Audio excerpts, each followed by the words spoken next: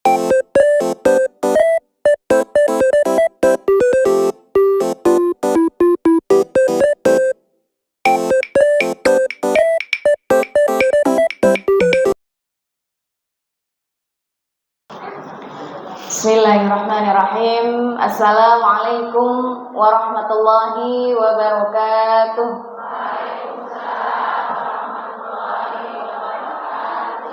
Alhamdulillah, alhamdulilladzi arsala rasulahu bil huda wa dinil haqq lidhhiru 'ala dini kullihi wa kafa billahi syahida. Akhwat wa ummahati fillah, a'izzakunallah.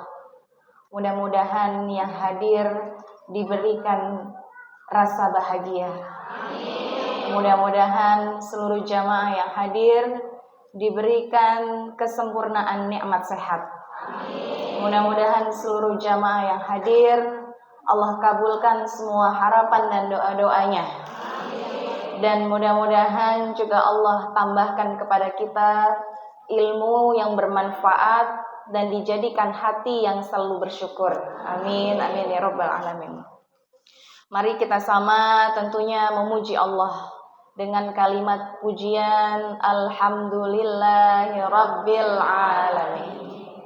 Dan mari kita sama-sama terlebih dahulu menyampaikan salawat dan salam kepada baginda Nabi Muhammad sallallahu alaihi wasallam.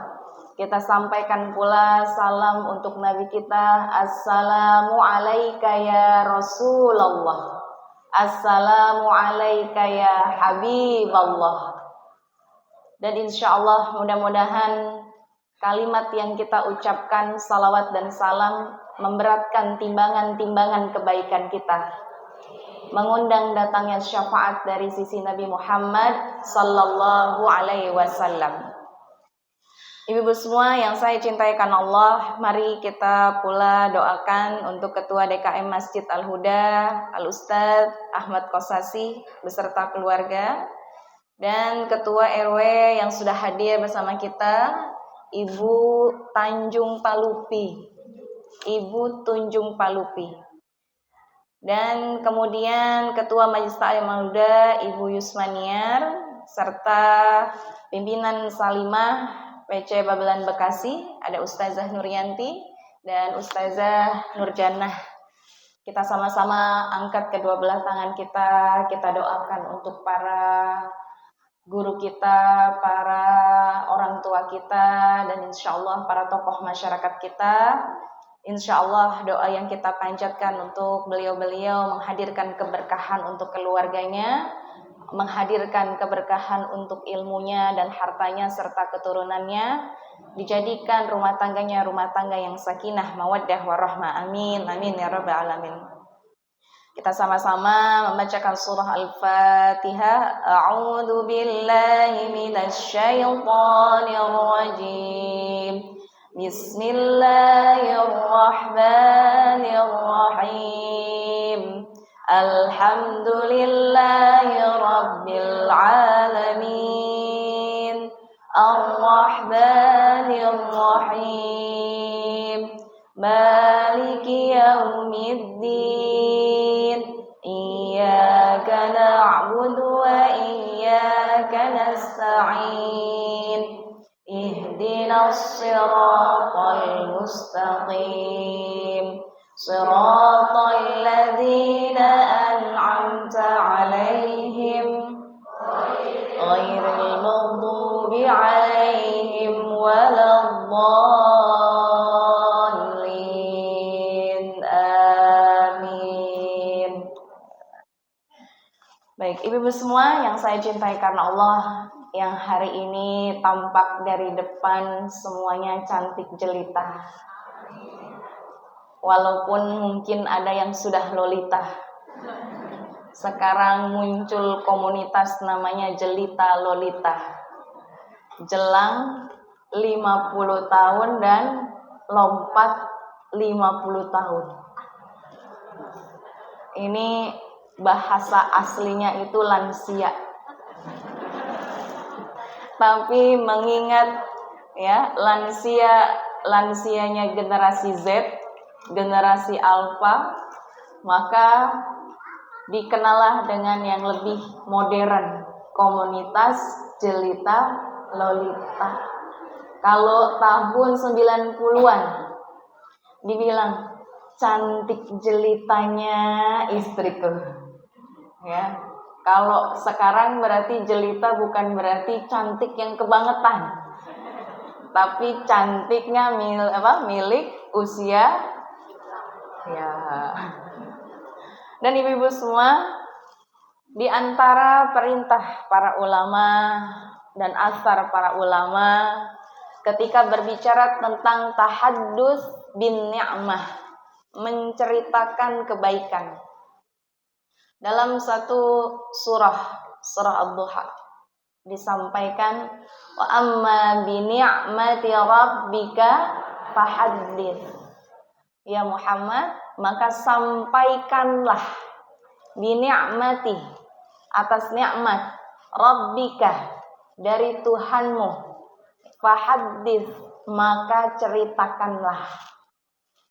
Ya. Dan insya Allah tentunya sambil kita mempraktekkan apa yang diminta atau sudah diberikan informasinya dari Al-Quran, kita insya Allah akan memberikan pagi kita ini dengan tahaddus bin ni'mah. Bagaimana bentuknya tahaddus bin ni'mah? Yang pertama adalah mensyukuri nikmat. Dan kemudian yang kedua adalah menyebarkannya.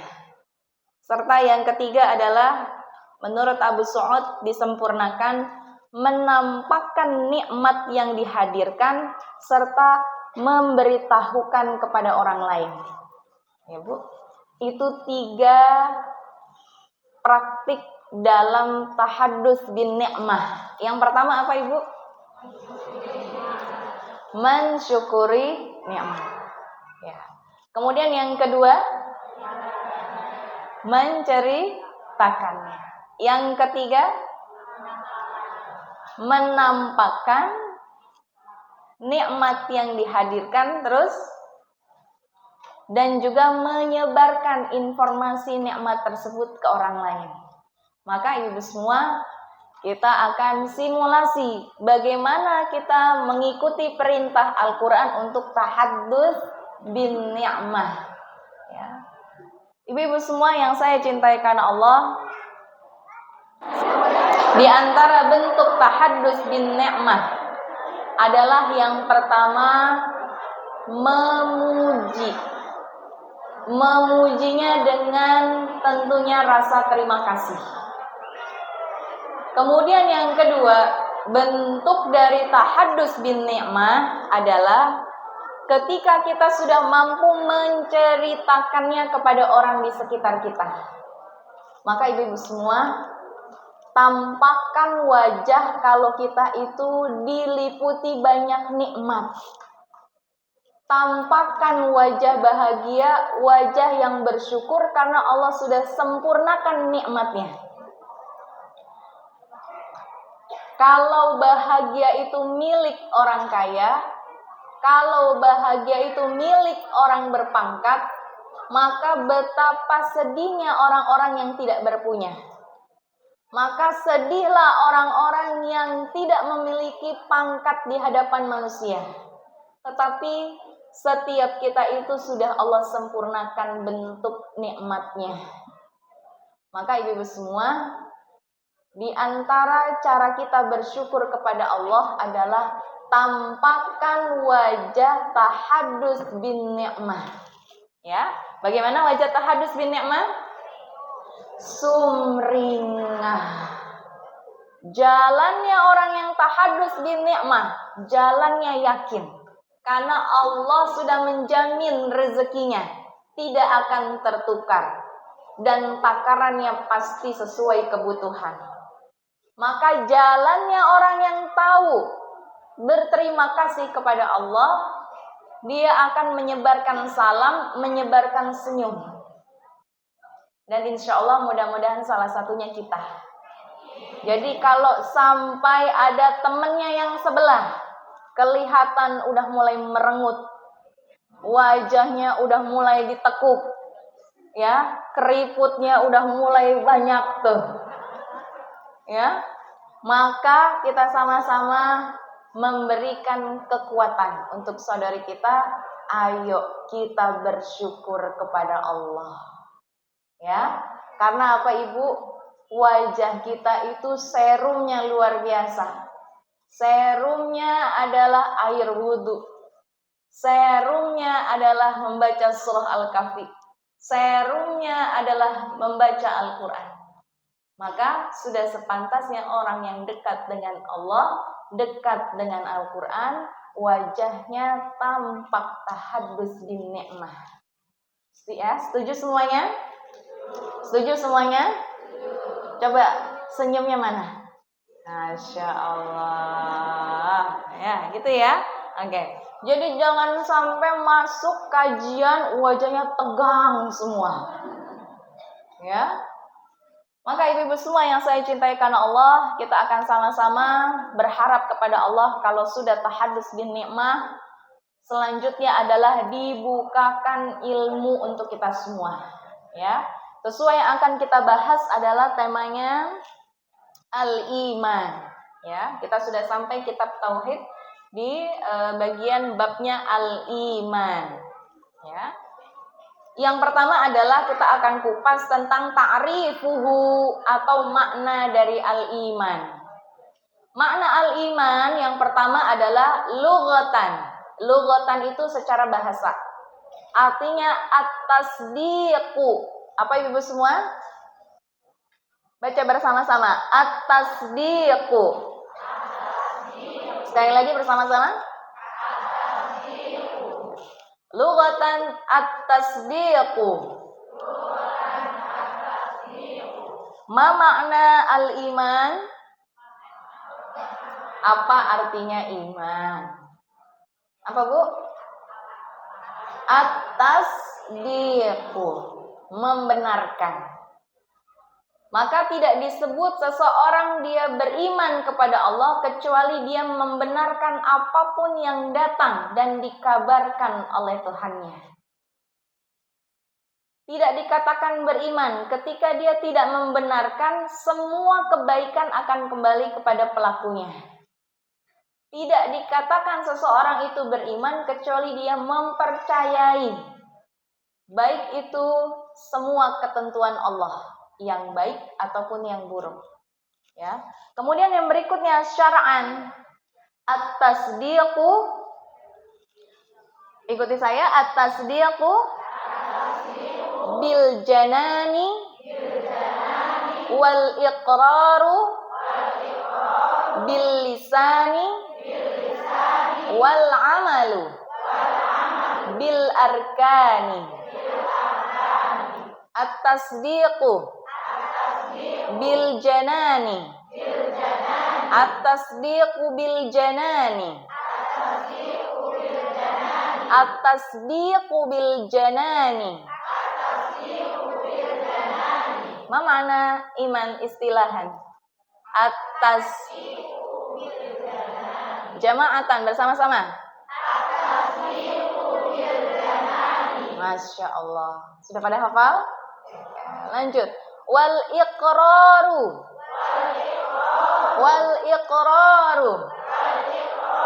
bil lisani wal iqraru bil lisani wal iqraru bil lisani.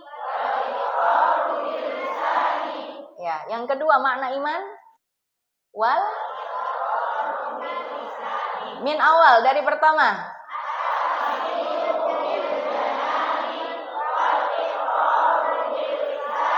Sekali lagi.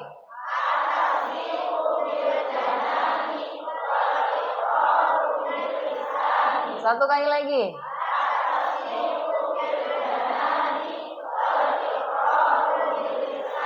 Nah, baik ibu-ibu semua, boleh lihat mata saya, lihat, tolong tatap mata saya. Nah, saya ini sertifikat hipnoterapi, ya. Jadi ibu semua akan terhipnotis ya. Oke, baik. Sekarang boleh matanya menghadapnya sana semua. Ke sebelah kiri. Oke? Siap semua? Makna al-iman syar'an.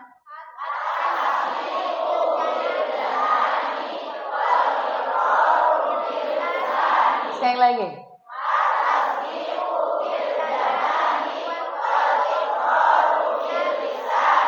Ada yang palanya madep sono.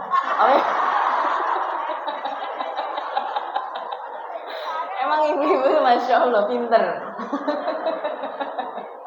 Terakhir, wal amalu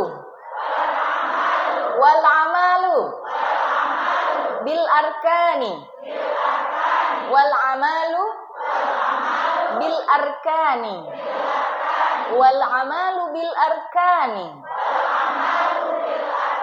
wal amalu bil arkani. Ya, ma makna al iman syar'an?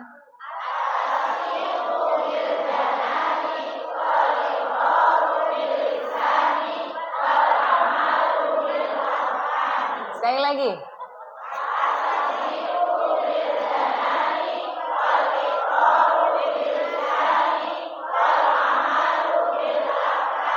Masya Allah. Sekarang semuanya ngelihat ke atap. Ma makna al-iman syar'an?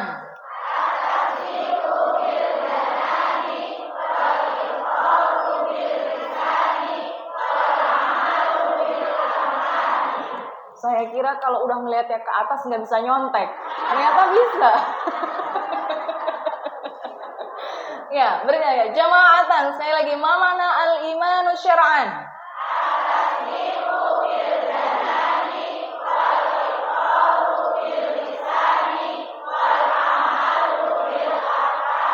Masya Allah, barakallahu fiik. Nanti ditanya sama suaminya. Ya. Tadi dapat pelajaran apa, Mah? Al-imanu syar'an. At-tasdiqu bil janani wal iqrar bil lisan wal 'amalu. Suaminya amin. Amin.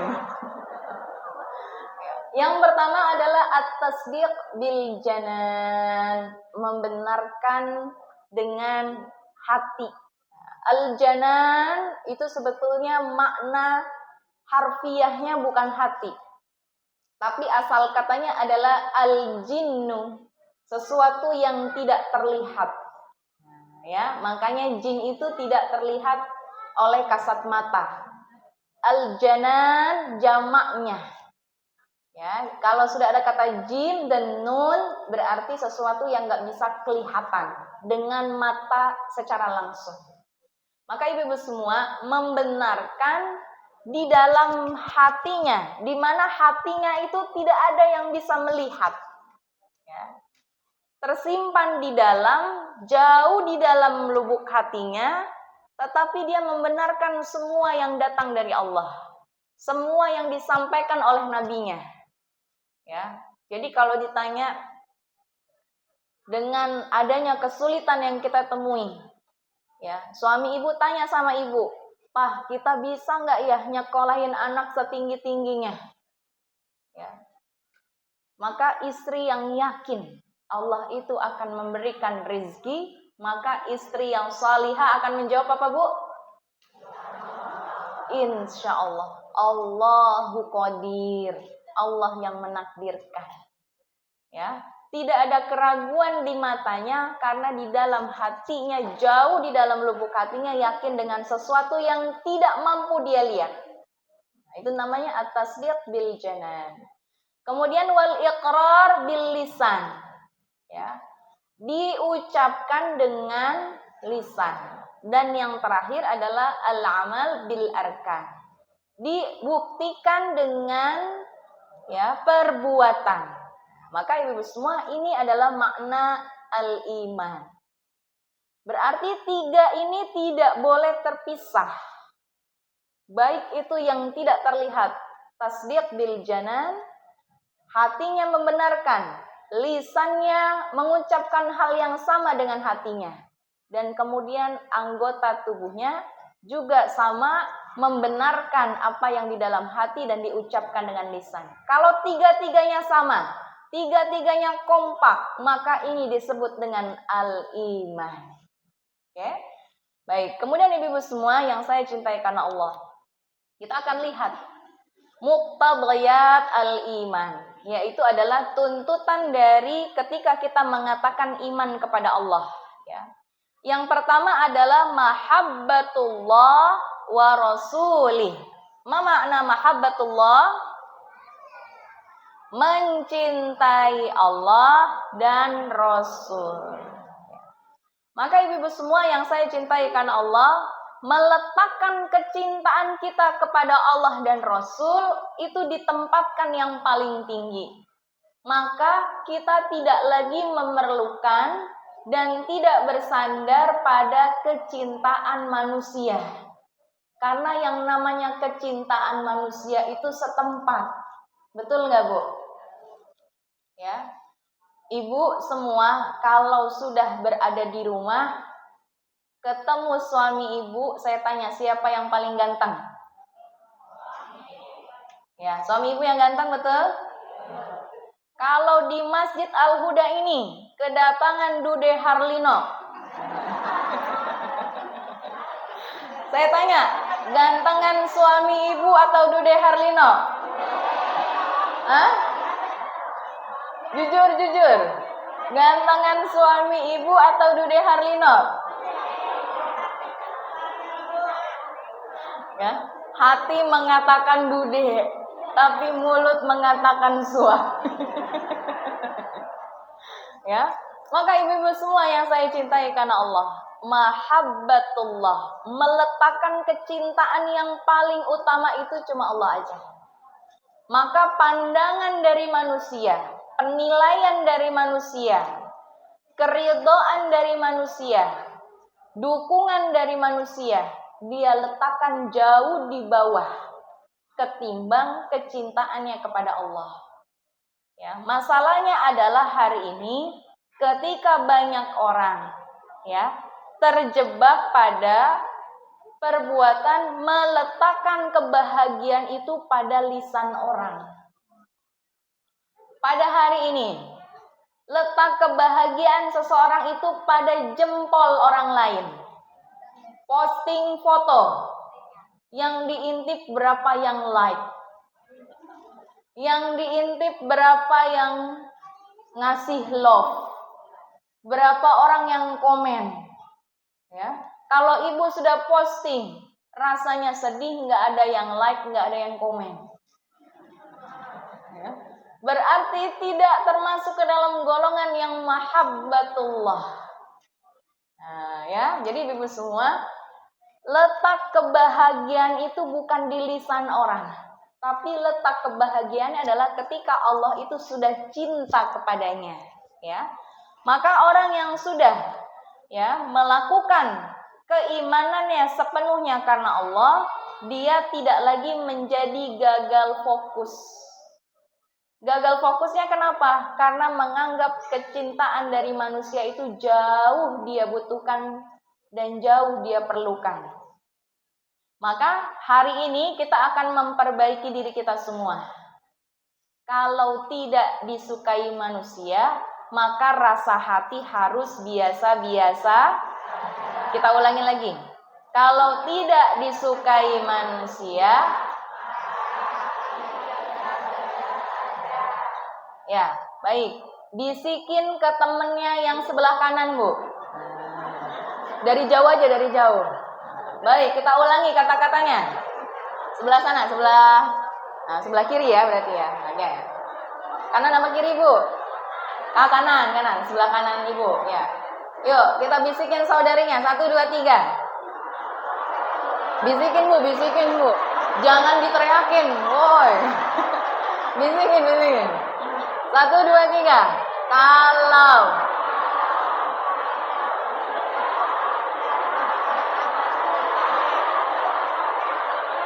Ya, sekali lagi. Kalau.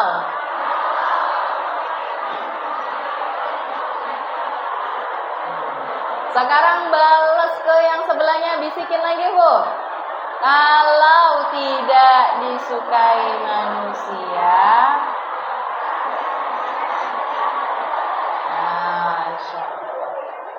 jadi hari ini kalau ada orang yang gak suka dengan kita, yang julid dengan kita, Maka hati harus gimana? Gimana cara ngomong biasa ajanya? Jangan sampai kalau tidak disukai manusia, maka biasa aja. Ini beda, yang namanya ibu sama-sama julid. Ya, biasa aja. Ya. Kata Ali bin Abi Thalib pernah bilang, orang yang tidak suka sama kita, orang yang benci sama kita, kalau kita menyampaikan yang benar, maka dia pun tidak membutuhkannya. Betul nggak, Bu? Ibu mau mengucapkan yang A itu benar terjadinya A, tapi kalau orang sudah tidak suka, maka itu bisa jadi salah. Ya.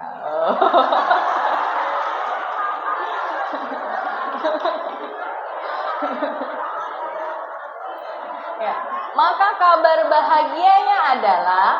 bahagianya sesuatu yang di luar kendali kita itu tidak dihisap Allah. Sesuatu yang di luar kendali kita tidak dihisap.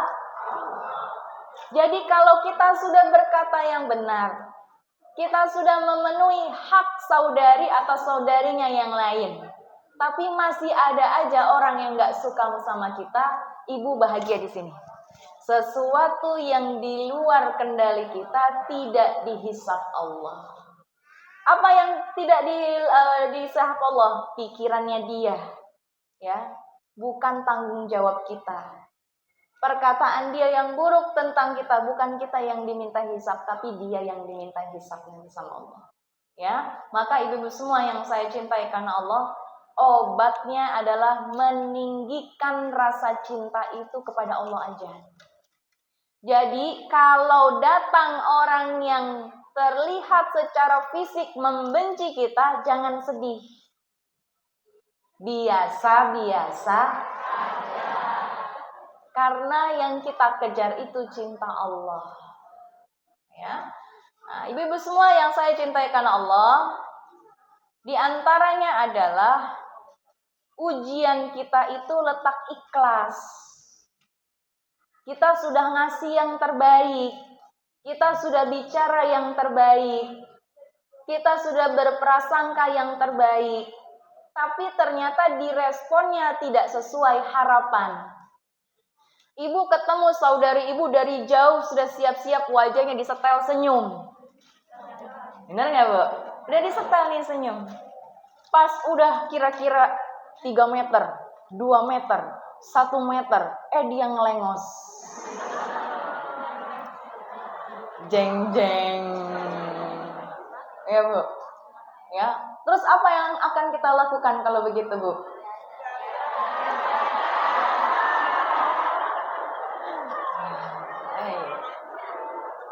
Tetap aja senyum aja biasa.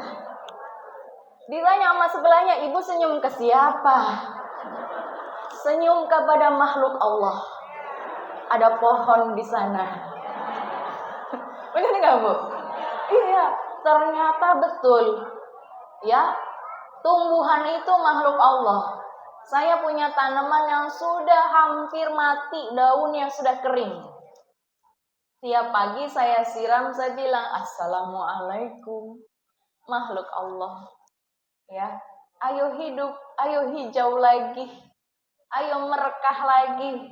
Setiap hari cuma itu aja tuh doa saya tuh, Bu. Saya pengen lihat kamu cantik.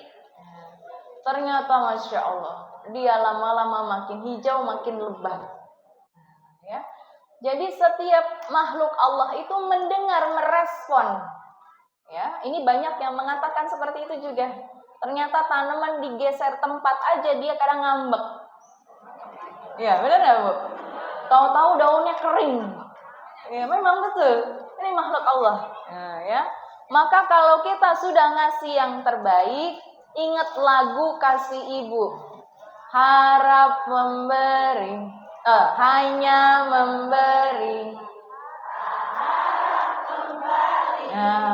Masya Allah. Pinter banget anak TK Al-Huda. Jadi kalau sudah ngasih yang terbaik, ya sudah, memang porsi saya itu hanya memberi. Nah, ya.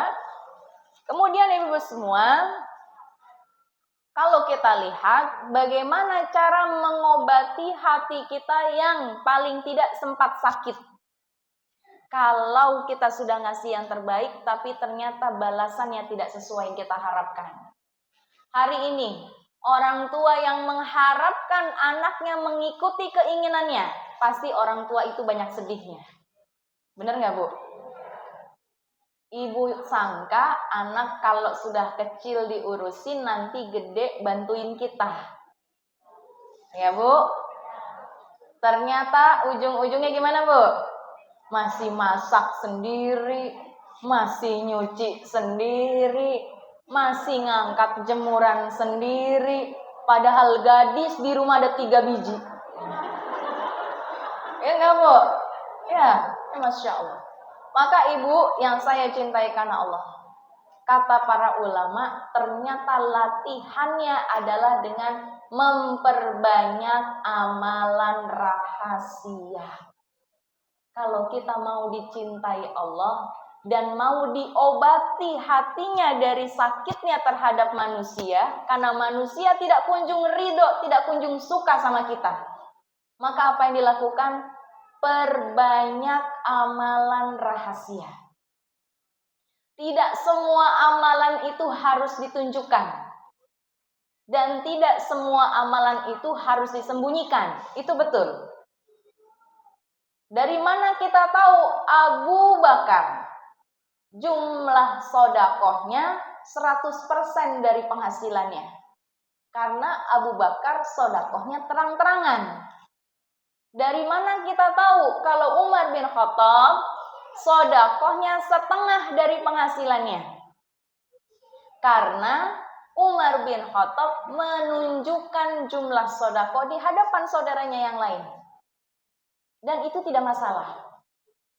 Tetapi ada amalan-amalan rahasia yang kita kunci mulut kita tidak mengatakan kepada siapapun.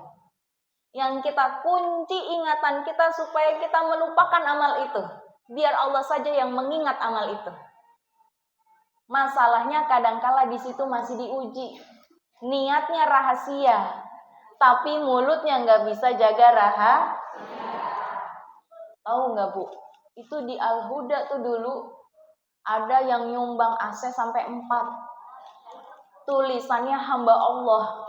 Hamba Allahnya tuh saya, Bu. Ya, Bu. Nah, ini jangan ada nih yang begini nih. Ya, kalau sudah ditulis hamba Allah, ternyata jumlahnya kegedean. Ya, ternyata jumlahnya yang lain pada kecil-kecil. Jangan sedih, rahasiakan itu dan minta sama Allah, ya Allah, Engkau tahu amalan rahasiaku, tolong aku ya Allah. Nah, ya. Bahkan jauh lebih baik ibu tulis nama ibu. Kalau ternyata mulut kita tidak bisa ya berhenti pada saat sodako itu diberikan. Oke? Jadi nggak ada yang lebih utama mau ditulis hamba Allah atau nama sendiri. Biasanya kalau ngisi proposal ngikutin yang di atas. Kalau nomor 1 udah hamba Allah, ibu jadi terpaksa hamba Allah. Ya, kenapa? Karena takut. Ya, nanti kalau ditulis nama sendiri dianggapnya sombong. Padahal tidak seperti itu. Letak takabur itu di hati. Ya. Jangan sampai kita menyangka ibadah kita itu selamat dengan kita itu berpenampilan ikhlas. Padahal ternyata aslinya tidak ikhlas. Jangan kita kira letak hilangnya istiqomah itu dengan benar-benar meninggalkan masjid, dengan benar-benar meninggalkan atau membuka aurat. Bukan. Bisa jadi sambil kita beramal solih, kita sibuk mencari aib-aib orang di sekitar kita. Itu terganggu ikhlasnya. Ya, maka ibu-ibu semua yang saya cintai karena Allah, letakkan kecintaan kepada Allah dan Rasul jauh di atas segalanya. Dan jangan sampai kita kecewa karena mengharap cinta dari manusia. Ya. Kemudian ibu-ibu semua yang saya cintai karena Allah, ada dalam sebuah hadis riwayat Tabrani. Tunaikan kewajiban kalian dan mintalah kepada Allah hak yang menjadi milik kalian. Jadi kalau kita sudah menunaikan kewajiban, selanjutnya kita minta haknya sama Allah aja, Bu. Karena Allah itu tidak akan menyia-nyiakan. Makanya dalam ayat Al-Qur'annya, laha ma kasabat wa 'alaiha, setiap kebaikan akan kembali pada pelakunya. Pun setiap keburukan akan menimpa pelakunya. Ya. Dan kemudian yang kedua, as-sam'u wa ta'ah. Apa, Bu? Mendengar dan taat. Nah, ya. Di mana hari ini adalah bukan kita tidak mau taat sama Allah, bukan kita tidak mendengar Allah. Kita diliputi satu penyakit, namanya adalah mencemaskan masa depan. Yang di depan kita selalu takut untuk hadapi. Seringkali wajah kita pada saat bertemu di majelis ilmu, wajahnya ditekuk, senyumnya hilang. Hanya karena bulan ini belum bisa bayar SPP anak. Maka mulai hari ini kita ubah. Jangan mencemaskan masa depan. Kalau ada pengeluaran, pasti Allah datangkan pemasukan. Amin gak, Bu? Aminnya serius gak? Amin gak, Bu? Mudah-mudahan yang amin rezekinya dicukupkan. Mudah-mudahan yang bilang amin, Allah berikan kekayaan. Kekayaan hati, kekayaan harta, insya Allah.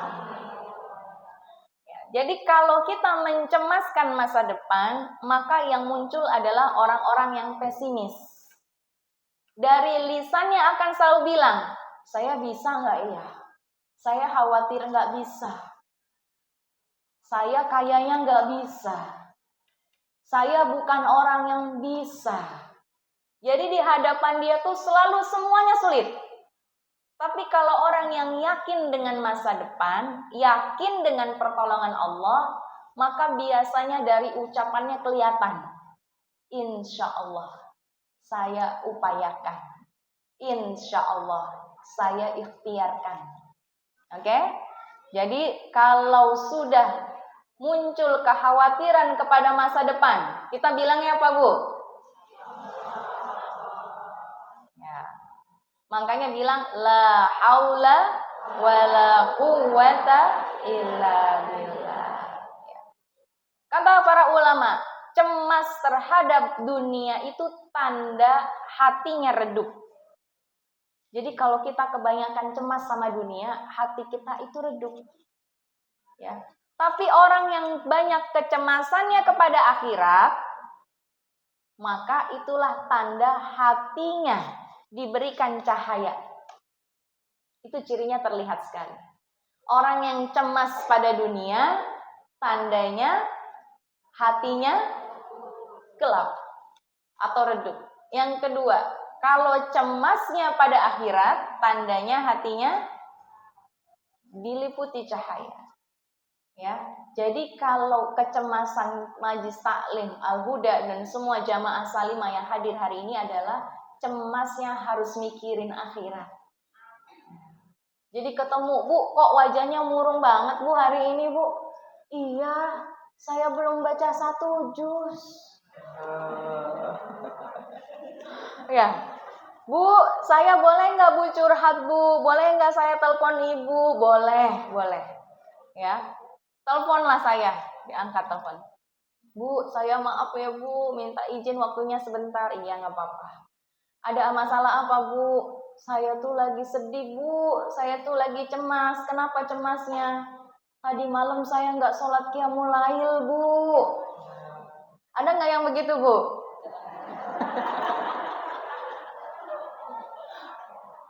Yang ada akhirnya orang apa, Bu? Cemasnya. Cemas dengan harta. Cemas dengan biaya. Betul nggak? Maka jangan sampai ini ada di lingkungan kita. Harus posisikan kecemasan paling utama itu adalah cemas terhadap akhirat. Ya. Kemudian berikutnya adalah ketika seseorang ya yang mencemaskan pasangannya atau mencemaskan anak-anaknya. Saya tanya sama ibu, suami milik ibu atau milik Allah?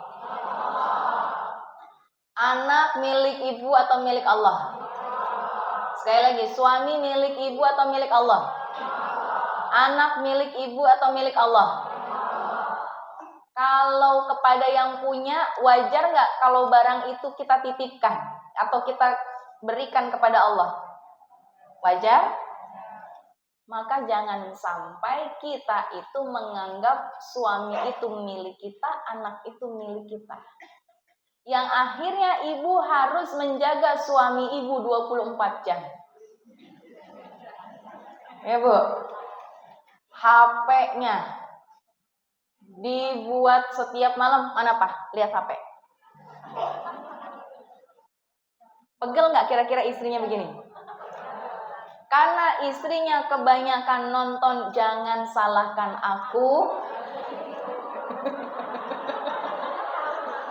Yang main, oh Masya Allah.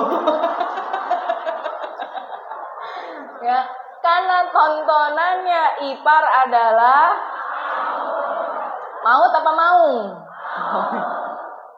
Karena tontonannya adalah apa lagi tuh? Yang Kapadokia apa tuh Bu?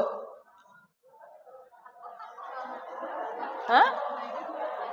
Oh, Masya Allah. Jadi kebanyakan nonton yang begitu dan menyangka suami itu milik kita. Akhirnya kita terus khawatir. Padahal kita serahkan saja sama yang punya. Yang punya siapa Bu? Allah. Sekarang kita minta sama Allah. Ya Allah, ikuti saya. Ya Allah, jagalah mata suami saya. Kalau dia berdosa, kalau dia melihat aurat wanita lain, ambil aja ya Allah dosanya. Ya, jadi kita titip sama Allah, kita titip. Ya, yang punya mata itu adalah Allah. Mata suami kita itu bukan milik dia. Dunia itu hak pakai doang, bukan hak milik, hak pakai.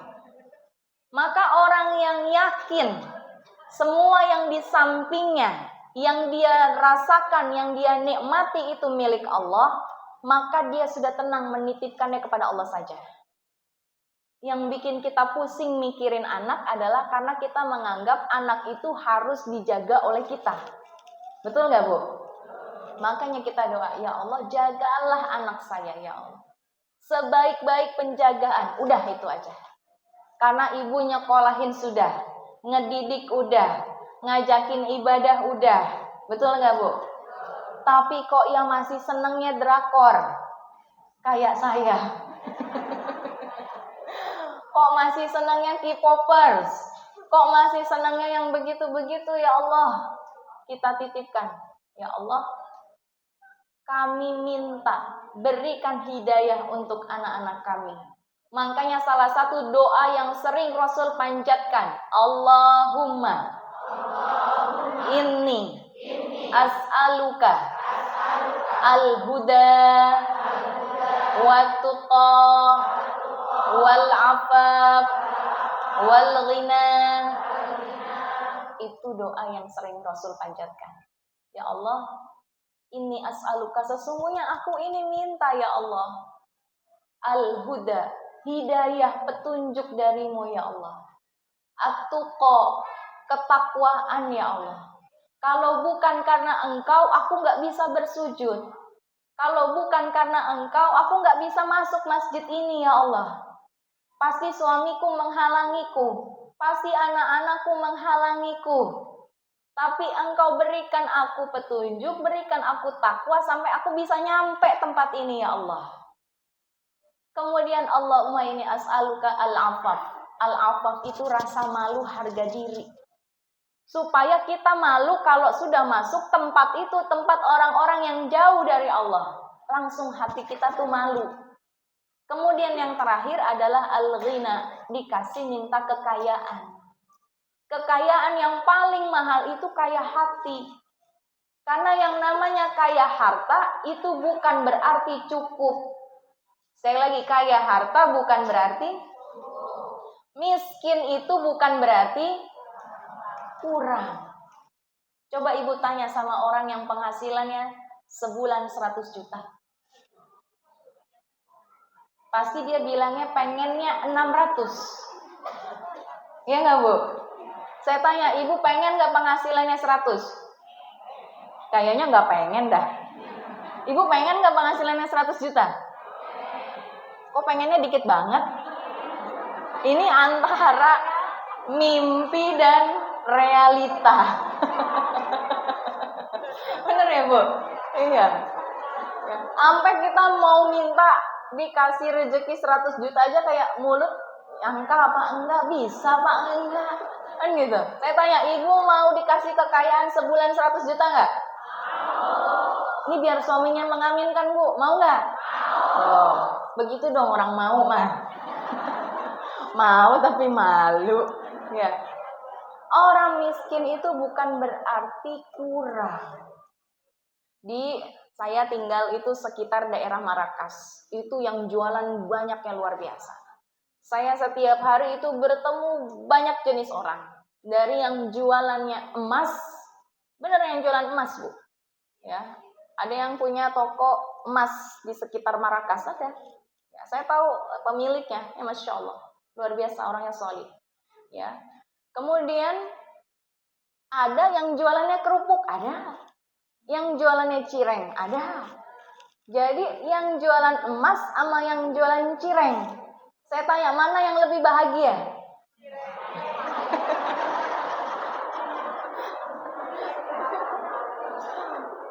Ya. Di sekitar Marrakas itu ada tukang kerek. Nah, itu jualannya kerek. Tahu kerek ya, Bu? Apa? Yang bambu ya? Nah, itu buat kayak tirai. Di rumah Ibu semuanya terpasang nggak kerek itu? Paling satu RT sedikit lah yang punya pakai kerek itu. Udah ganti sekarang. Ya. Saya tanya di hari Jumat. Ya, waktu itu ada program Jumat Berkah. Gimana Pak? Emang masih banyak Pak yang beli kerek Pak? Alhamdulillah. Seminggu mah ada aja yang laku Neng. Cukup nggak Pak buat anak-anak? Alhamdulillah cukup. Tuh, luar biasa Bu. Ya. Kemudian kalau kita tanya sama orang-orang yang penghasilannya, omsetnya sudah 100 juta. Kita tanya, ya, gimana Bu penghasilan bulan ini Bu? Aduh, menurun saya. Oh menurun Bu? Iya, biasanya dapat 300, ini cuma 250. Ya, ternyata lebih merasa cukup yang mana? Jadi mendingan jualan kerek apa jualan emas?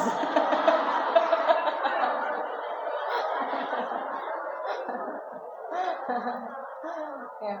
Ternyata yang penting adalah rasa cukup. Yang penting rasa cukup. Mau dia jualannya emas, mau dia jualannya cireng, mau dia jualannya kerek, tapi kalau syukurnya hilang, ya, khawatir dengan masa depan, maka tidak menunjukkan keimanannya sama sekali.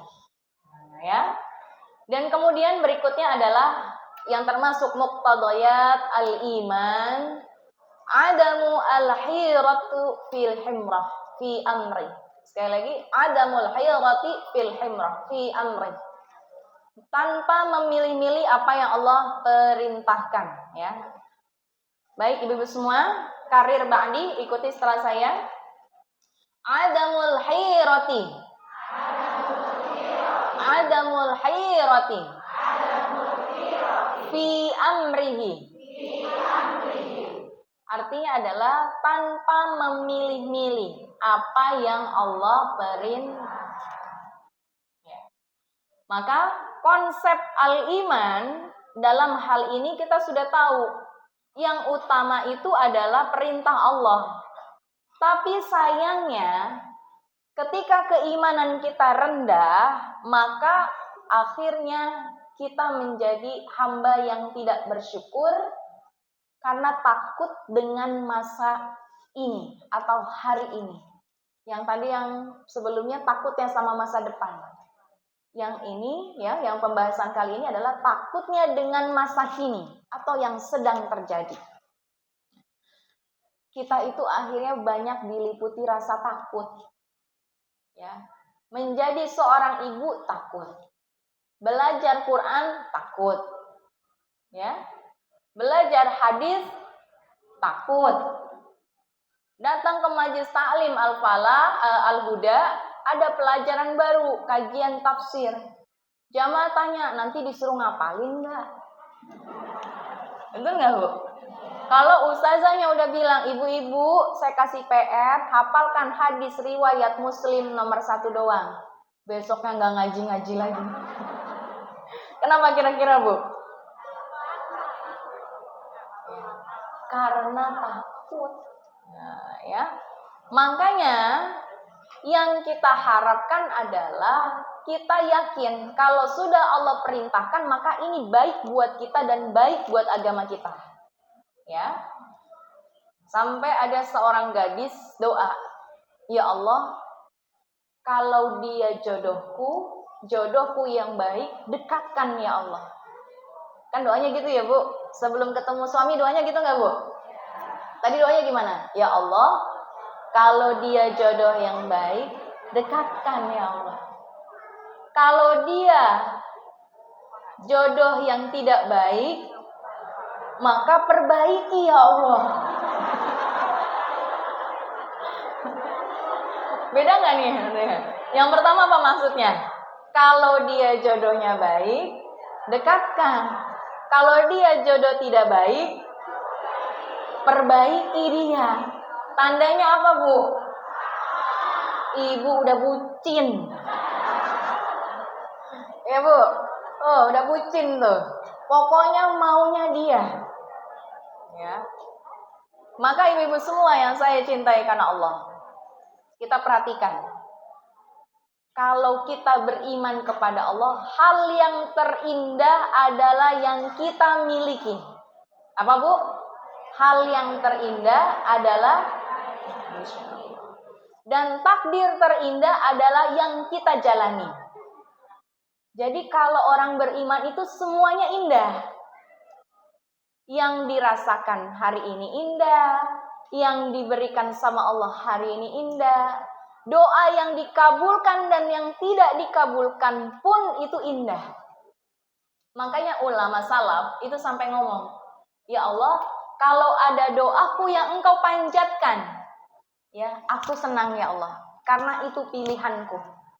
Tapi kalau ada doa yang belum engkau kabulkan, aku pun senang ya Allah, karena itu pilihanmu. Nih, Bu, bayangin, Bu, luar biasanya orang yang beriman. Doanya dikabulin dia senang, doanya nggak dikabulin dia baik. Saya ceritakan gini, saya ambil analogi. Ini apa, Bu? Masya Allah, pintar. Masih fokus ini apa, Bu? Oke. Baik, suatu hari ada seorang murid. Dia minta ilmu sama gurunya. Wahai guruku, tolong tunjuki aku. Rasa syukur itu seperti apa? Aku butuh ilmu syukurmu, wahai guru. Kata gurunya bilang, wahai murid kesayanganku, aku mau pergi ke seberang sana, seberangnya hutan. Maka aku perintahkan engkau, kalau kamu mau dapat ilmuku, kamu bawakan air, ya ini dituangkan ke gelas.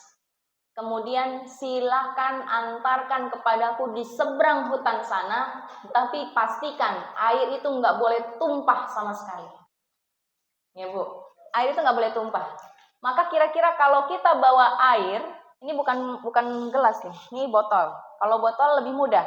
Kalau kita pegang gelas, kecenderungan air itu tumpah ada nggak? Maka gimana cara murid itu untuk nyampe gurunya tanpa menumpahkan sedikit pun air? Gimana caranya Bu? Hah? Gimana caranya?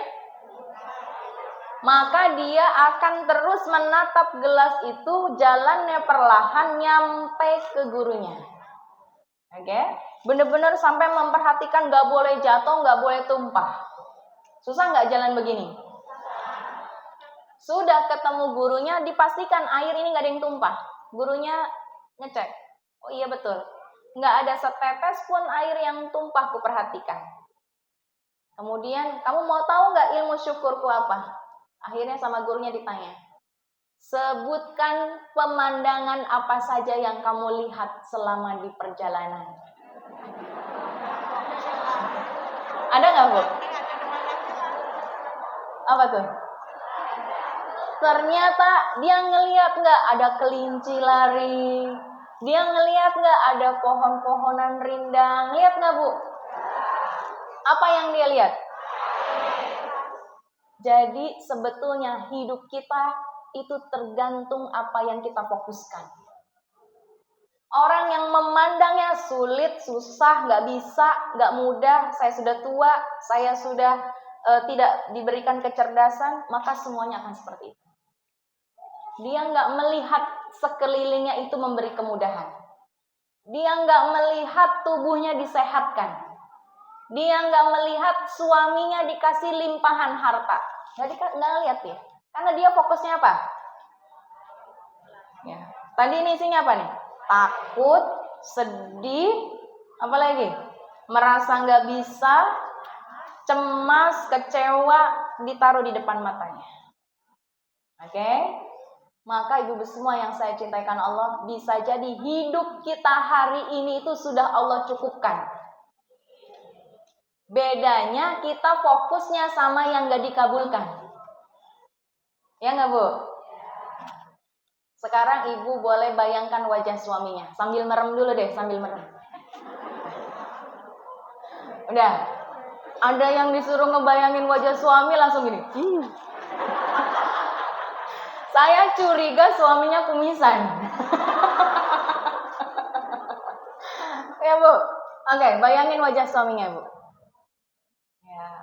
Ya, sudah? Bagaimana tampangnya sekarang Bu? Bagaimana tampangnya Bu? Kayak Lee Min Ho nggak Bu? Kayak Jeffrey Nicole nggak Bu? Kayak Dude Harlino nggak Bu? Dikit. Nggak mirip Dude Harlino tapi ada manis-manisnya. Oke. Sekarang bayangkan kebaikan-kebaikan yang dia sudah berikan. Dia baik gak sama ibu? Dia sayang gak sama ibu? Dia setia gak sama ibu? Dia berotot gak Bu?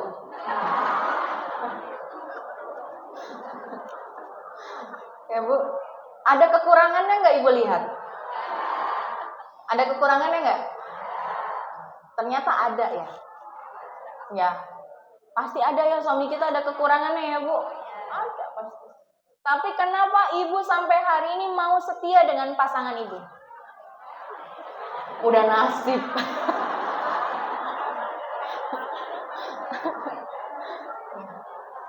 Maka kalau orang terfokus pada kebaikan yang dia lihat yang baik-baik.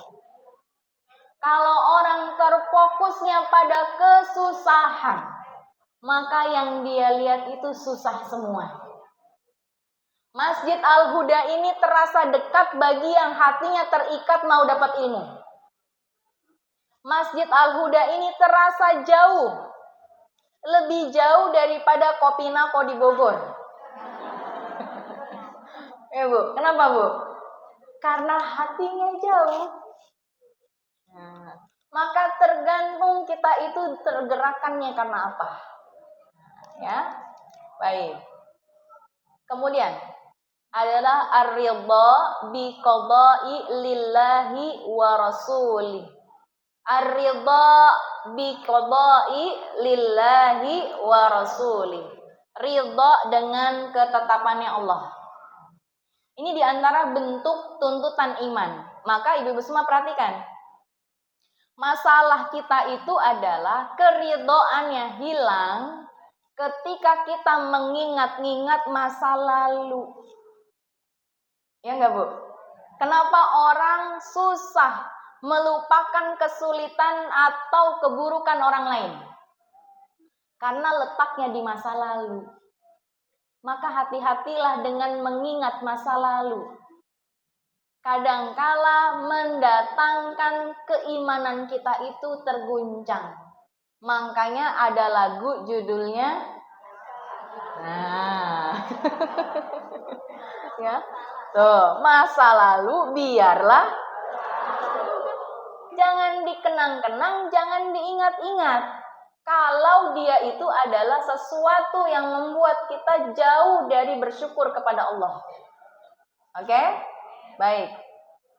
Ya, kalau saya bilang masa lalu, ibu bilang tinggalkan. Masa lalu. Tinggalkan. Masa lalu. Tinggalkan. Masa depan hadapi. Masa depan. Hadapi. Ya, tangannya ikuti saya. Masa lalu. Tinggalkan. Masa depan. Hadapi. Insyaallah. Ya, jadi tinggalkan saja yang buruk-buruk khususnya. Allah jadikan Al-Quran itu mengungkap kisah-kisah masa lalu bukan untuk kita ikuti. Ya, sebagian kita harus jauhi. Disebutkan kisah Fir'aun, disebutkan kisah Abu Jahal dan istrinya, dikisahkan tentang orang-orang yang tentunya durhaka kepada Allah. Tapi Al-Quran juga mengungkap kisah-kisah orang yang salih. Ada Luqman yang bukan nabi, ya, tapi disebutkan ceritanya. Ada Nabi Musa yang seringkali bilang, ya Allah, tolong aku ya Allah, Rabbi syrahli sadri wa yassirli amri wahlul. Maka ibu-ibu semua, kalau kita sudah menyadari masa lalu itu adalah milik Allah, maka kita tidak berkeberatan dengan keperihan yang terjadinya di masa lalu.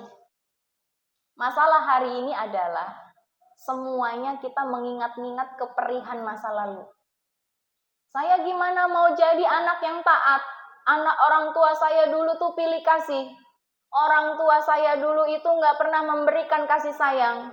Orang tua saya dulu itu selalu marah. Ya, yang seperti itu buang jauh-jauh. Karena Allah menyuruh kita taat dan berbakti sama orang. Ya. Maka ibu-ibu semua yang saya cintai karena Allah, gimana cara kita mengobati penyakit masa lalu? Yaitu solusinya cuma satu, ridho. Apa, Bu? Ridho. Masalahnya ridho kita sering guncang, sering hilang. Iya, Bu, betul, Bu. Kenapa kira-kira? Kenapa kira-kira, Bu? Kenapa ridhonya hilang? Kenapa ridhonya hilang? Hah? Oke, kurang ikhlas. Baik, kita akan melihat kedua. Boleh dioper mic-nya?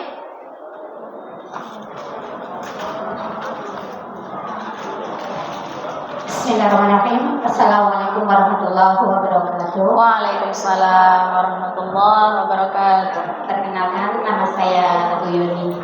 Yang ingin saya tanyakan, bagaimana kita hadapi ketika kita menghafal itu kan ada yang memang cepat, ada yang kadang lambat gitu ya. Dan kita itu selalu ya nggak apa-apa lah, kita menikmati prosesnya gitu. Bagaimana Ustaz? Iya, betul. Ya, terima kasih. Assalamualaikum warahmatullahi wabarakatuh. Waalaikumsalam warahmatullahi wabarakatuh. Baik, ibu semua, pertama adalah tentang amalan rahasia. Amalan rahasia itu bisa berupa semua jenis amalan. Ya, ada infak yang dirahasiakan. Ada usaha sungguh-sungguh yang dirahasiakan. Akhirnya banyak dari kita itu menceritakan kesulitannya. Ya enggak, Bu?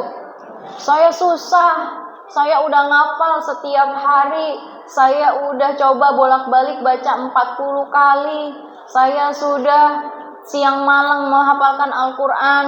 Nah, kemudian apa? Ujung-ujungnya saya nggak hafal-hafal juga. Ya, saya nggak bisa deh kalau kayak gitu. Padahal ibu semua, ibu bisa rahasiakan kesulitan ibu kayak apa, bisa rahasiakan. Ya, bahkan ibu berikan itu sebagai amalan rahasia Allah bagi Allah. Kalau bisa angkat tangannya kita minta, ya Allah, kurahasiakan kesedihan ini, kesulitan ini, tolong Engkau yang mudahkan ya Allah. Ya Allah, ku ikhlaskan hari-hariku menghafal Al-Quran, ku ikhlaskan hari-hariku berat.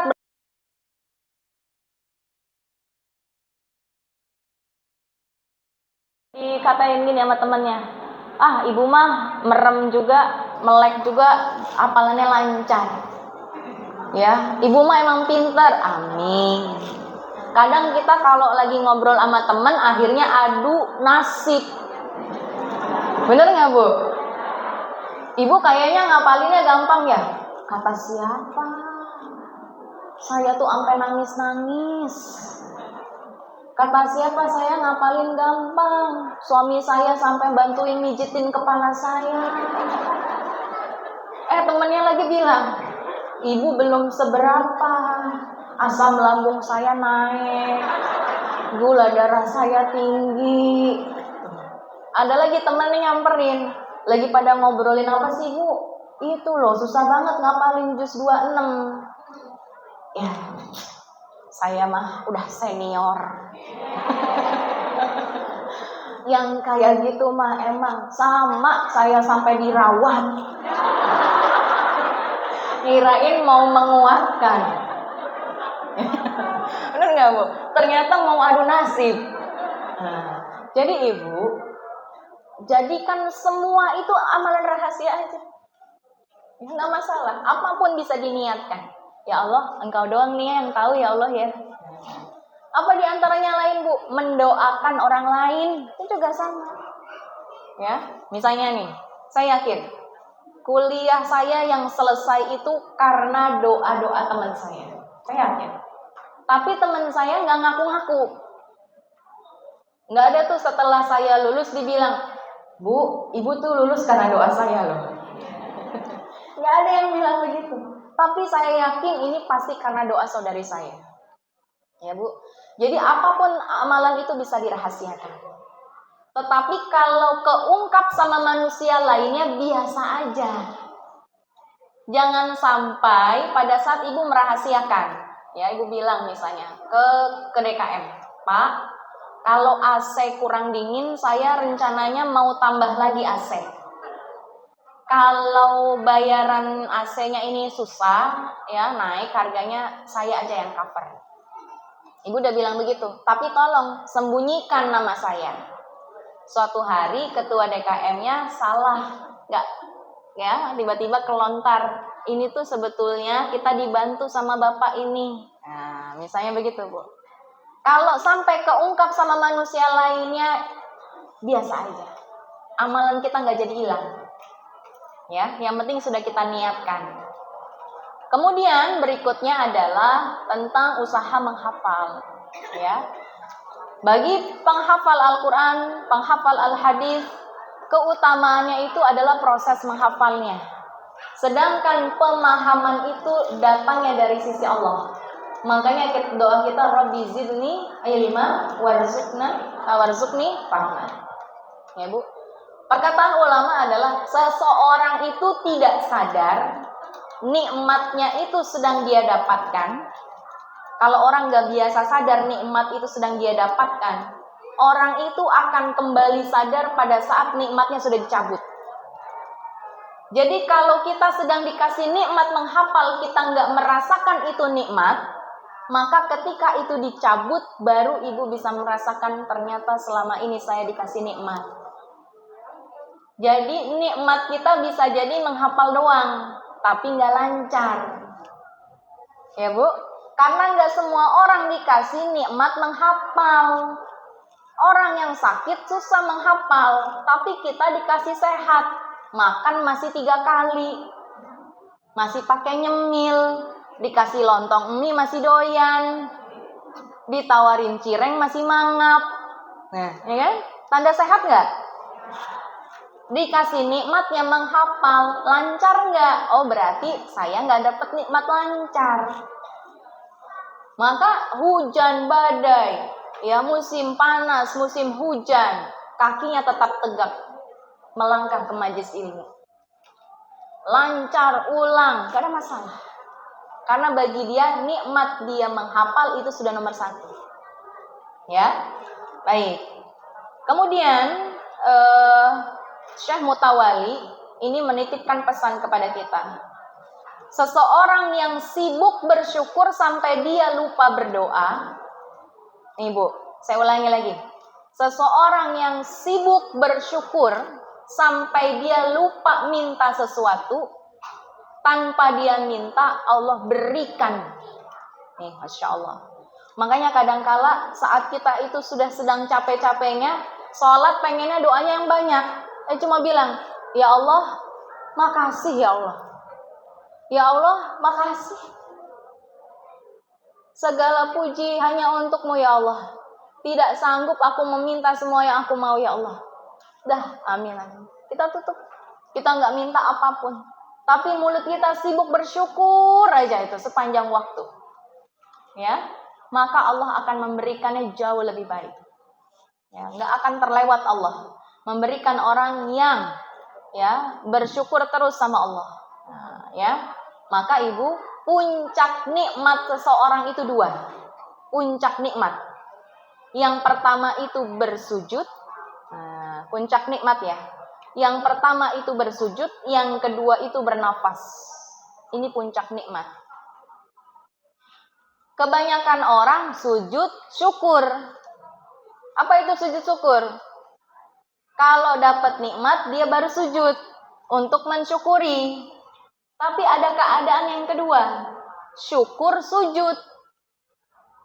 Jadi dia bersujud, menegakkan sholat adalah tanda syukurnya. Beda nggak kira-kira? Kalau sujud syukur, menang dulu, lulus dulu, berhasil dulu, baru sujud. Tapi kalau syukur sujud, yang dia syukuri itu sujudnya. Pas sujud dia, ya Allah, kakiku masih sanggup melakukan sholat, bersujud kepadamu ya Allah. Saya bersyukur. Saya waktu umrah tahun 2022 di Februari, itu ketemu jamaah antara dari Kirgistan, Kazakhstan, ataupun negara-negara sekitar Asia Tengah. Ya, saya sujud, bangun lagi sholat, dah, gitu ya. Terakhir beliau usap pundak saya. Nah, beliau ini bahasa Inggrisnya bagus. Beliau bilang apa Bu? Bersyukur kamu nak, kamu bisa sujud. Saya sudah tidak bisa sujud. Kenapa Bu? Karena beliau duduk di kursi. Jadi sholat itu ya cuma menundukkan saja. Banyak ya kalau kita umrah itu menemukan orang-orang yang sudah tidak bisa sujud ya. Oh bayangin. Kalau ibu belum mampu umrah, nggak apa-apa. Saya mampu sujud. Karena ada orang yang mampu umrah, sujud nggak bisa. Oh, jadi bahagia itu bukan sekedar umrah, tapi mampu sujud. Insya Allah ya. Maka sekarang banyakin syukur sujud. Kalau sekedar sujud syukur, dikasih nikmat gede dulu baru dia mau sujud. Kalau kita syukur sujud. Nah, ini puncak nikmat. Maka upayakan berada di posisi itu. Nah, ya, insya Allah. Kemudian ibu-ibu semua, kita lanjut sedikit. Al-wala'u lillahi wa rasulihi walil mu'minin. Ya, adalah tentang wafaknya, walaknya kepada Allah dan Rasul. Kemudian al-khawfu minallah, takut kepada Allah. Kemudian at-tahkim bi syari'atillah, berhukum kepada syariat Allah. Al-amalus salih, beramal salih. Al-jihadu fi sabilillah. Al-jihad fi sabilillah. Ya, kita akan sedikit saja mengupas lagi lebih dalam. Adalah al-wala, kita sudah selesai di kajian tahun sebelumnya. Makanya niatkan setiap pertemuan Salimah hadir biar tidak terlewatkan materi tauhid sedikit pun. Bab wala kita sudah selesai bahas di bulan sebelumnya. Kita lanjutkan dulu ke al-khauf, ya. Masalah ketakutan kita kepada Allah itu adalah apa, Bu? Ciri khasnya adalah kalau rasa takutnya hilang sama Allah, maka sulit memaafkan orang lain. Ya. Kenapa? Orang yang memaafkan orang lain karena dia tahu dia itu juga punya salah, maka dia pengen Allah memaafkan dia. Kalau orang yang tidak mau maafkan manusia, berarti sudah hilang rasa takutnya sama Allah. Maka jangan jadi orang pendendam. Oke, sepakat semuanya? Jangan jadi orang awas ya, ntar anak saya udah pada gede. Ya, ntar awas ya, suatu hari namanya bumi itu berputar, roda berputar. Sekarang giliran sono di atas, ntar ada saatnya saya di atas. Ya, jangan jadi pendendam. Karena apa, Bu? Orang yang sadar dirinya banyak salah, maka dia itu pengen dimaafkan Allah. Maka hatinya itu cenderung lembut. Maka mulai hari ini banyak-banyak maafin orang. Sepakat semuanya? Ya.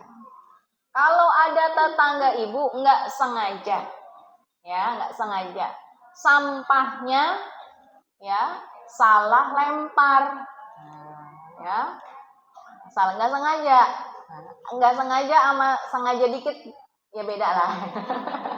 Bedanya tipis. Oh iya Bu, maaf Bu, saya salah lempar. Iya kok tempat sampah saya lebih cepat penuh ya. Kebiasaan. Ya, ini dihilangkan. Maafkan. Oke, sepakat semuanya? Karena sebetulnya kita masih butuh maaf dari Allah, kita masih butuh ampunan Allah. Makanya banyak-banyakin memaafkan orang. Ya. Dan kemudian tentang al-jihad fi sabilillah. Di antara penjelasan al-jihad fi sabilillah, kita akan lihat, ya Bu, apa itu yang dimaksud dengan al-jihad.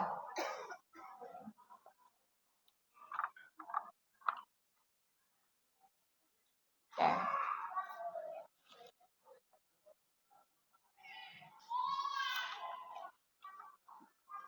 Di antara bentuk jihad adalah namanya jihad al-ilmi. Apa Bu? Jihad dalam menuntut ilmu. Ini salah satunya. Saya sebutkan nama para tokohnya saja. Oke, roti jagung.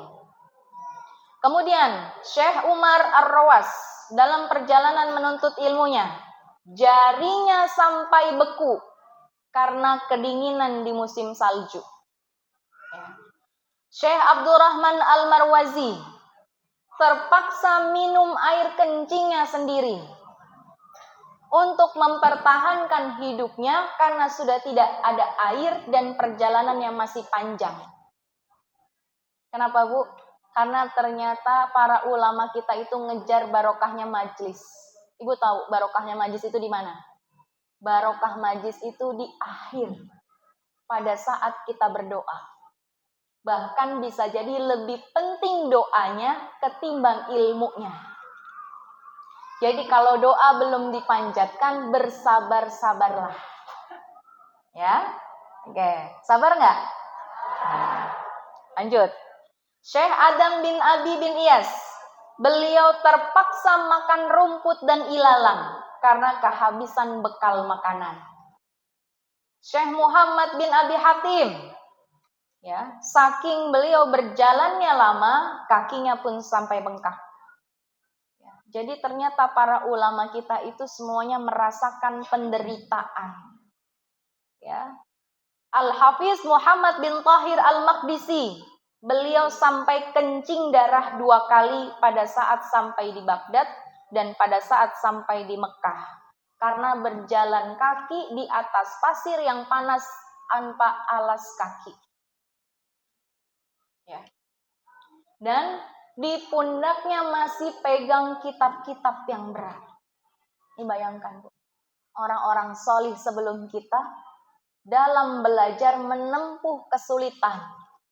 Maka sebetulnya bukan kita itu dalam keadaan sulit. Ibu kesini naik Mio, naik Beat, naik PCX. Kursinya empuk, sepatunya baru, bensinnya penuh. Bener gak, Bu? Jadi gak ada yang susah. Wasbir nafsak, sabar-sabarlah wahai diri. Ya.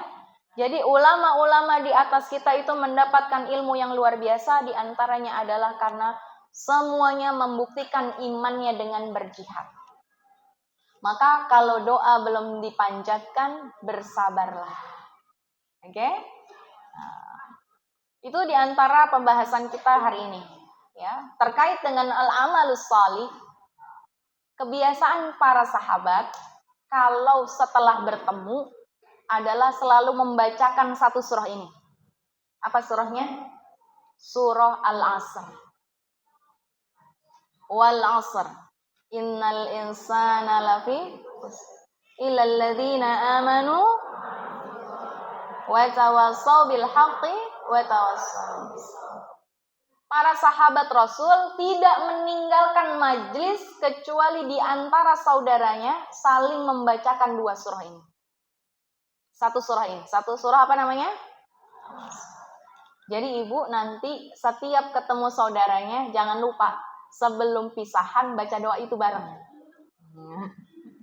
Nanti Bu Kurni ya, Bu siapa nih? Ada Bu yang saya kenal ya.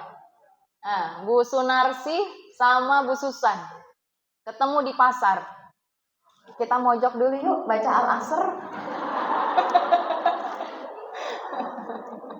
Ini Masya Allah nih Bu. Ini jarang kita lakukan, betul nggak?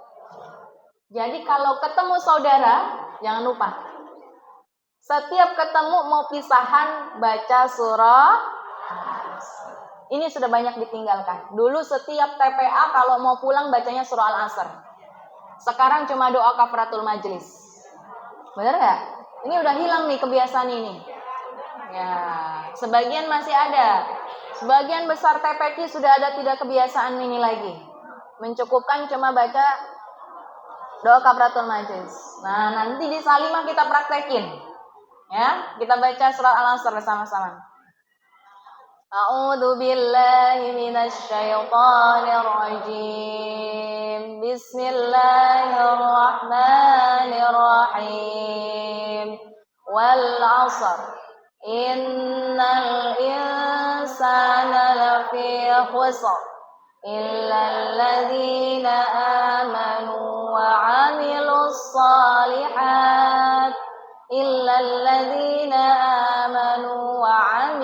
shalihat wa tawasaw bil haqqi wa tawasaw bis sabr. Kalau sudah dibacakan berarti wabillahi taufik wal hidayah. Wassalamualaikum warahmatullahi wabarakatuh.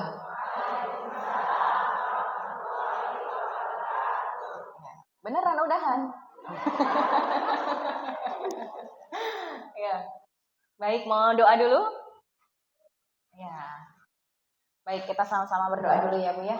Insyaallah sudah di penghujung majelis. Tangannya kita siapkan untuk menengadah ke atas langit.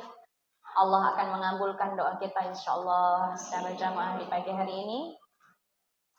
Kita sama-sama bersihkan hati kita, hilangkan semua rasa marah, hilangkan semua rasa kecewa, hilangkan semua rasa cemas, hilangkan semua rasa takut kepada selain Allah.